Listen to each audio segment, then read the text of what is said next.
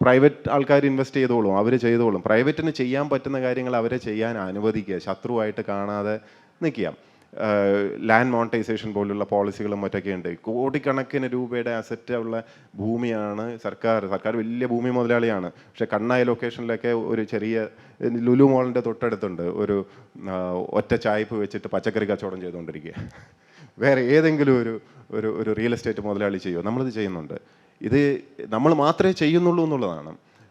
ഡൽഹിയിലൊക്കെ land monetisation policy വന്നതിന് ശേഷം east Kidwai Nagar എന്നൊക്കെ പറഞ്ഞ് പരമദയനീയമായ സ്ഥലമായിരുന്നു. അവിടെയൊക്കെയുള്ള പഴഞ്ചൻ സർക്കാർ കെട്ടിടങ്ങളും മറ്റേ എന്താ പറയുക ക്വാർട്ടേഴ്സുകളൊക്കെ പുതുക്കി പണിത് ഇന്നിപ്പോൾ അത് പഞ്ചനക്ഷത്ര കെട്ടിടങ്ങൾ പോലെ എല്ലാം PPP മോഡലിലാണ് ചെയ്തിരിക്കുന്നത്. ഇത് സ്ട്രക്ചർ ചെയ്യാൻ അറിയണം.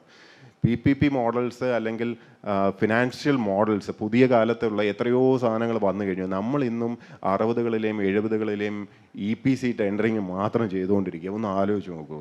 വേറെ ഈ കിഫ്ബിയുടെ ആക്ടിനകത്ത് പോലും പറഞ്ഞിരിക്കുന്നതാണ് ശരിക്കും റവന്യൂ സ്ട്രീംസ് കണ്ടെത്തി PPP മോഡൽസ് ഒരെണ്ണം പോലും ചെയ്തിട്ടില്ല. 91 ലിബറലൈസേഷൻ വന്നു, ഡീറെഗുലേഷൻ എല്ലാം എടുത്തു കളയാനാണ് പറയുന്നത്. നമുക്ക് ലൈസൻസ് രാജ് വേണ്ട എന്നാണ് പറഞ്ഞത്. ലോകം മുഴുവനും ഇന്ത്യ മുഴുവനും എല്ലായിടത്തും നടക്കുകയാണ്. So we have A growth story. പക്ഷേ ഇന്ത്യ മുഴുവനും ഈ ഒരു വശത്തോട്ട് മാർച്ച് പാസ്റ്റ് നടത്തുമ്പം മറ്റേ സിനിമയിൽ ശ്രീനിവാസൻ ചെയ്യുന്ന മാതിരി നമ്മൾ മാത്രം ഇങ്ങോട്ട് മാർച്ച് പാസ്റ്റ് നടത്തിക്കൊണ്ടിരിക്കുക. ഒരു ആക്ടെങ്കിലും നമ്മൾ എടുത്തു കളഞ്ഞോ? ഒരു റൂളെങ്കിലും നമ്മൾ ഒഴിവാക്കിയോ? ഒരു റെഗുലേഷനെങ്കിലും വേണ്ടെന്ന് തീരുമാനിച്ചോ? ഒരെണ്ണമെങ്കിലും സെൽഫ് അറ്റസ്റ്റേഷൻ മതി എന്ന് പറഞ്ഞോ? എന്തെങ്കിലും നമ്മൾ have we done anything to make life easier എന്നുള്ളത് ശരിക്കും നമ്മളോട് തന്നെ ചോദിക്കേണ്ടതാണ്.